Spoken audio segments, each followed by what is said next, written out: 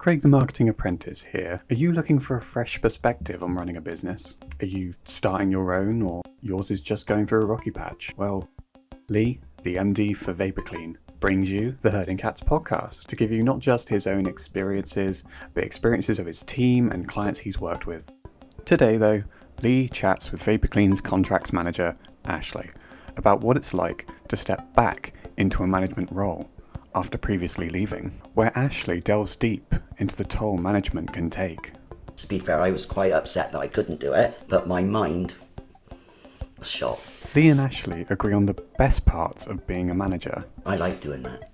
I think that's the best way to do it.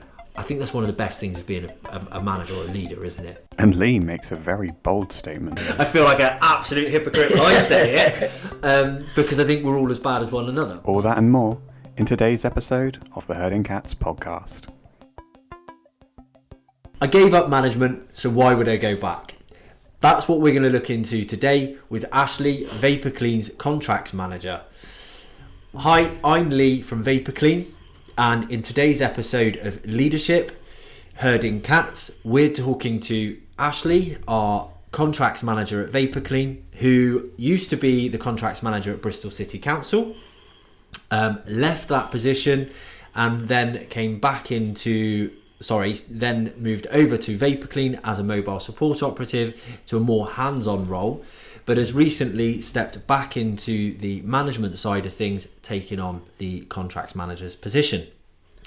Before we start off though, if you could please rate, subscribe, review our podcast on whatever platform you are listening or watching.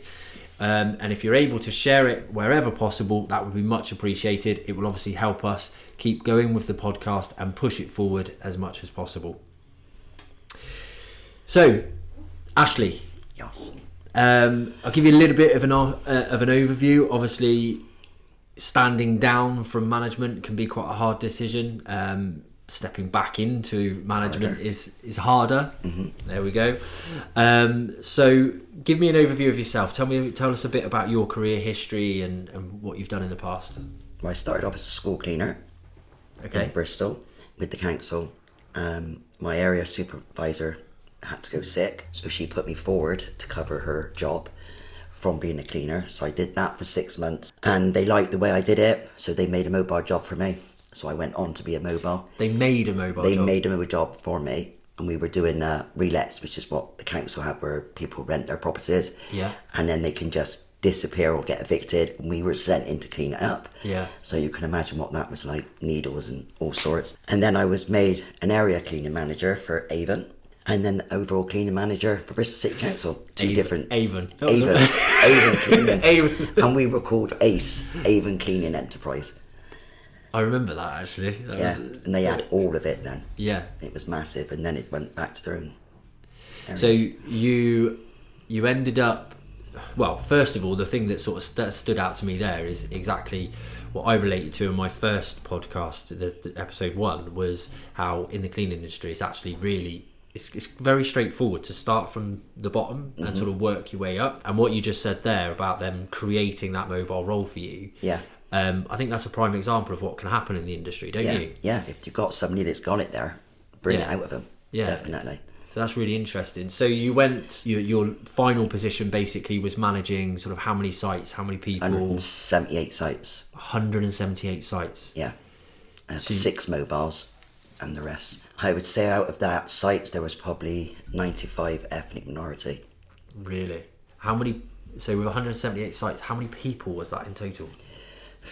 Some of them we used to clean elderly people's dwellings, and Right. we do the communal areas like the laundries and all that lot. Yeah. So we could have 3 sites, but one cleaner did it because it was only like 2 hours here, 3 hours there. Yeah. So that's how it's broken up. But site wise, I'd say I had about 90 odd site cleaners. Yeah, it's a lot of people, isn't it? For one, lot. Yeah, for one person to be responsible for as well, isn't it? Because I think that's the one thing that people don't always consider is you are responsible for those people as much as managing them. Of course you are. And I think that's sometimes that's what can keep me up at night. And I don't know if you feel the same, which is, that's one of the things that I'd like to dig into a little bit deeper is whether there's a different perspective for you as a manager within a business, especially when you were with the council, Yeah. compared to me as a business owner and manager, because I feel a hell of a lot of responsibility, as much as some people don't think I care. Which I think you get that as a manager anyway. Yeah, don't you do.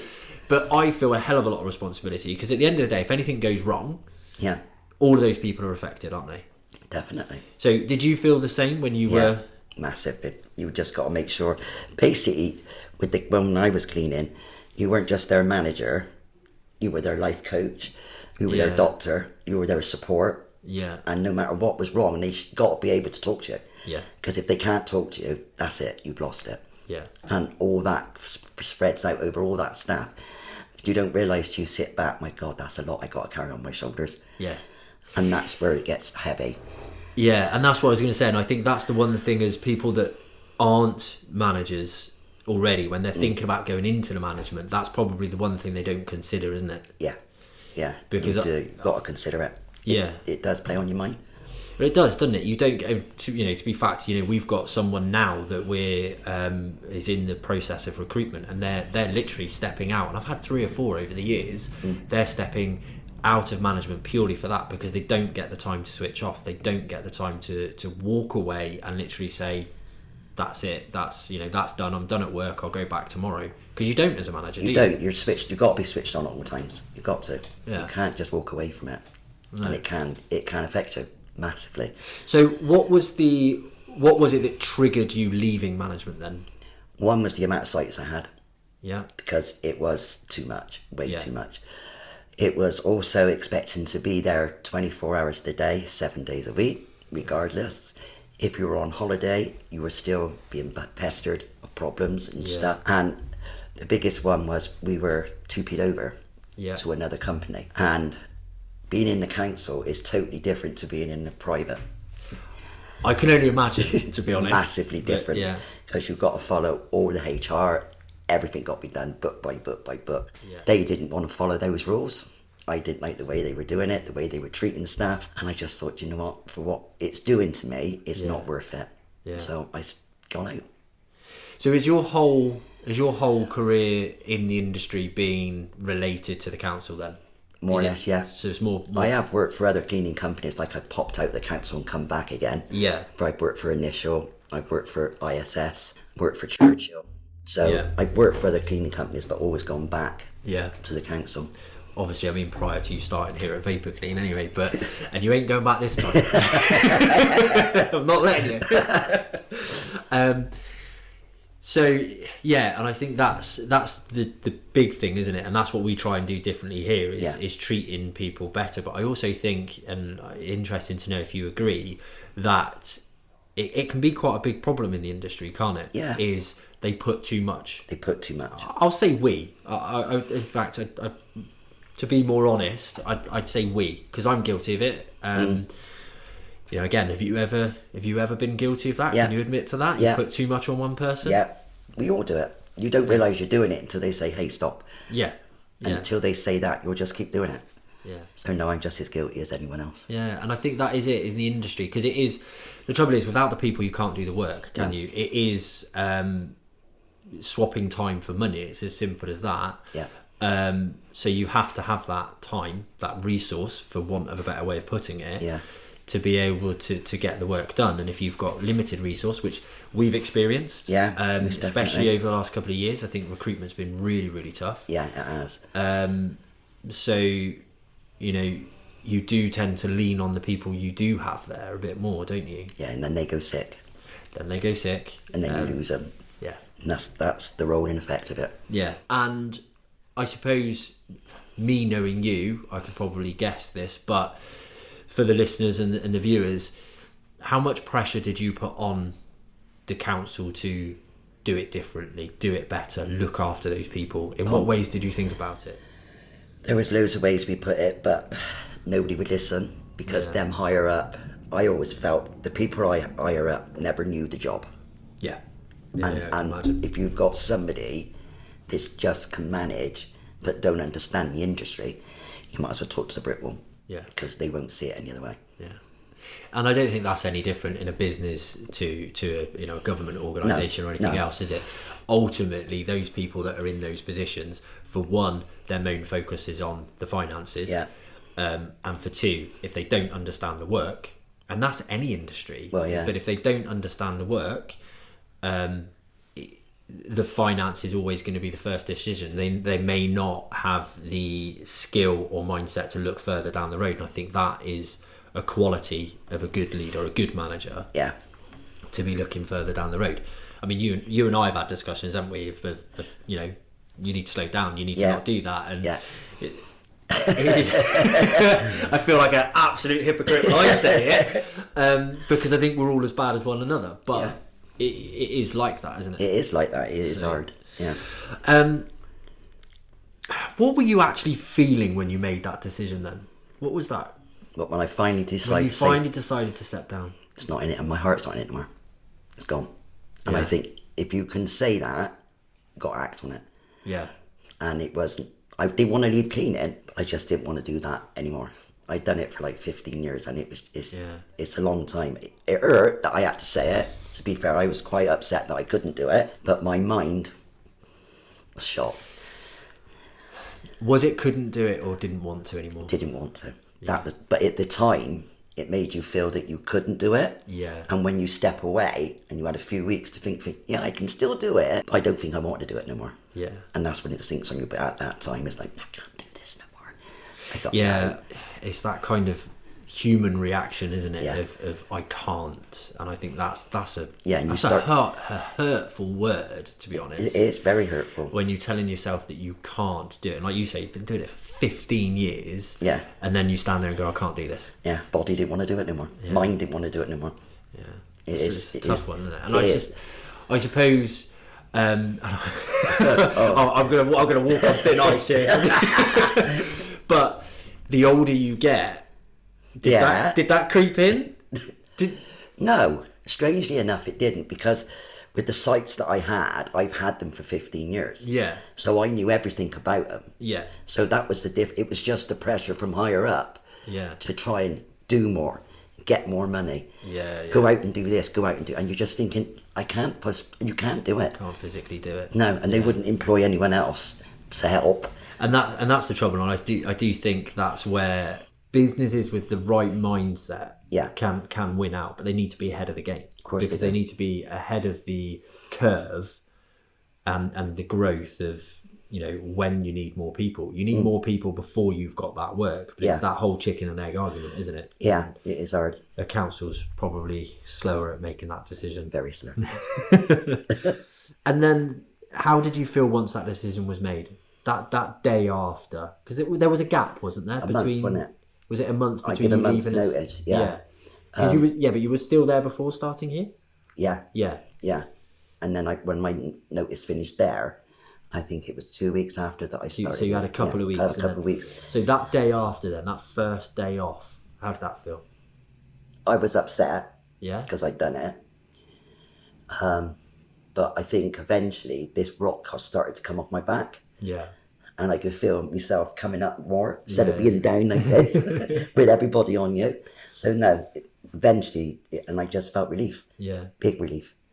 So you're going to recognise that pressure now. Oh, I know. I reckon. Yeah. So when I get that knock on my door, and I know it's over. If I get that knock on my door, which I hope I never do, but yeah. So because I kind of envisage or imagine just that next day of thinking, wow, just instant kind of relief. But I suppose you had quite a lot of investment there. And it was leaving all my cleaners behind because they were part of me. I was what I was because of them. Yeah. So it was that as well. So that was a bit, but it's hard. It is hard. Yeah. Okay. Before we dive too deep into this week's podcast, I want to tell you a little bit about our sponsors, which is Vapor Clean Commercial Cleaning Services. Vapor Clean provides commercial contract cleaning throughout the Southwest. If you run a business with premises that need cleaning on a daily basis, then we can provide that service for you regularly, sufficiently, and consistently to the highest standard. We provide trained professional operatives that are audited and supported the right way, making sure you have the highest standards all year round. So if you want to know more, get in touch. But for now, back to the podcast. And obviously, so again, reiterating your change there, you stepped away, you had a couple of weeks off, you came in here and you went into more of a hands-on, we call it mobile support operative, which is basically kind of supervisor, isn't it? It's a bit of cleaning, bit of supervisor of the people, auditing sites, etc. So it's a very mixed role, but it's much more hands-on to what you were doing. But you were then being managed by someone else, which in the early days was a bit of me, a bit of someone else, wasn't it? But how did that make you feel? Did you get any frustration from that? Now and again, there was times when I could have said, you could do it this way, or try doing it this way. But at the end of the day, I made the decision not to be in that position. So for the first year, because I can remember you asking me, would I ever step back in? And I said, no, I've never thought about it. And then after about a year or so, I thought, I could go back into it, and if I ain't saying nothing. But I enjoy the cleaning side of it as well. I love going out there. I love going out and meeting people and cleaning with them.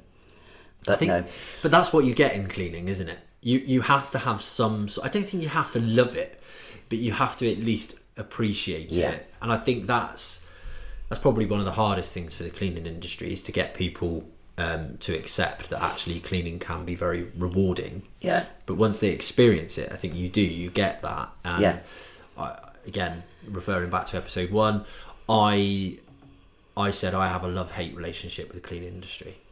I love it in one sense, I hate it in another. I think there's so many things that could be done better, and I know we strive to do things differently and do them better, but even then there's things that could be better. But the love comes from seeing how people progress, see what you can give back to the people, but also just the standard of I did that. I did that. I did that. You did that.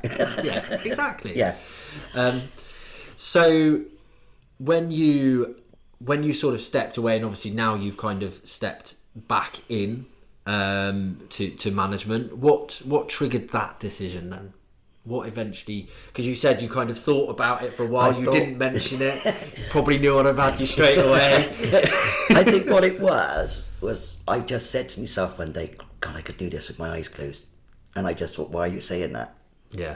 But I could. And I just thought, if I was asked, I would probably say yes. And of course, somebody was listening and they mentioned it, and that's where we got where we are today. But I don't know whether I'd have actually come up to you and said I would have stepped up. I don't know. But we won't know now. But it was there.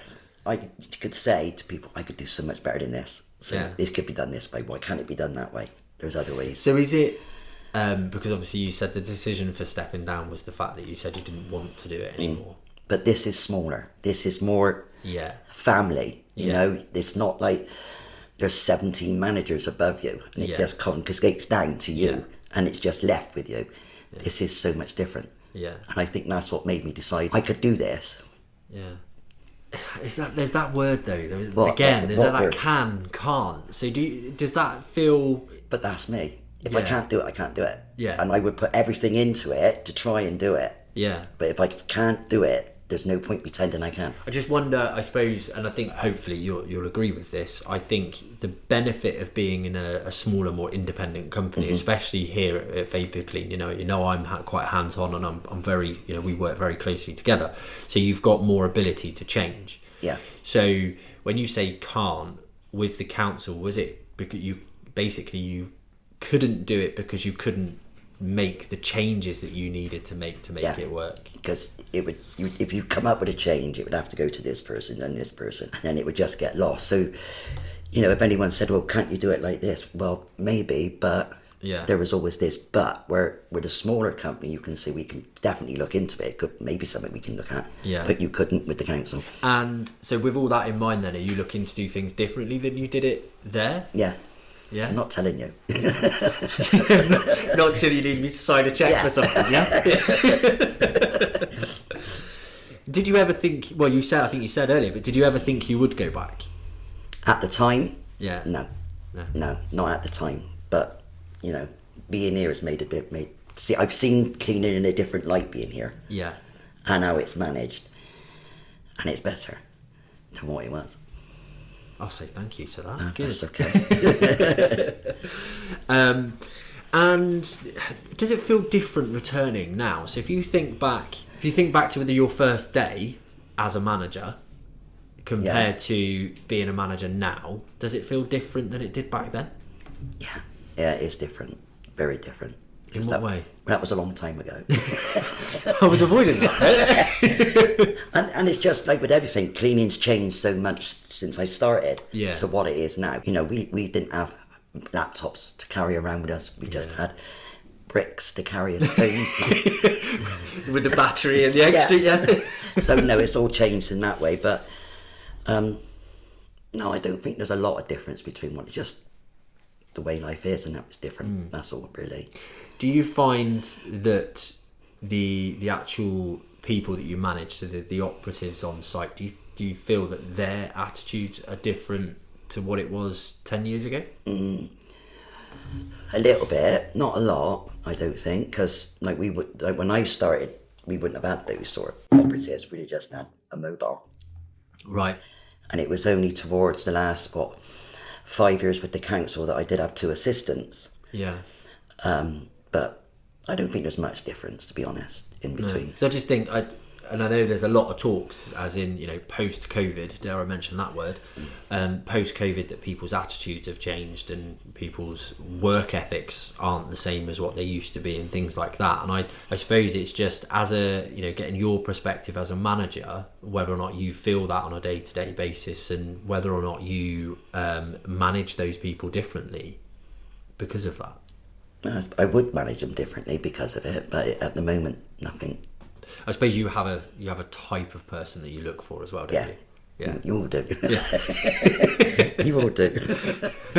But that comes down to making sure you're creating the right culture and because you can't create the right culture without the right people, can you? You have the wrong people within that team, the culture's never going to be right, is it? It don't work. And it's the same as if you've got a site with 3 cleaners on and you need a new one.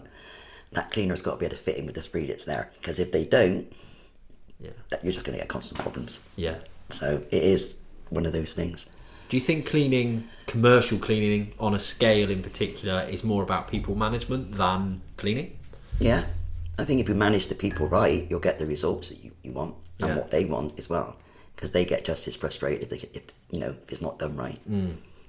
So yeah. What advice would you give to someone thinking about stepping down as a manager now then? There's not a lot of advice I can give. At the end of the day, you've got to know those trigger points when enough's enough. Yeah. And if you can read them and you step away at that time, you'll be fine. But I think if you carry on, it could really have effects on your health, really. And that was obviously doing that for you. Yeah, because I wouldn't give in. Yeah. So in the end, your body gives in. Shocker. I'm so surprised that you wouldn't give in, Ashley.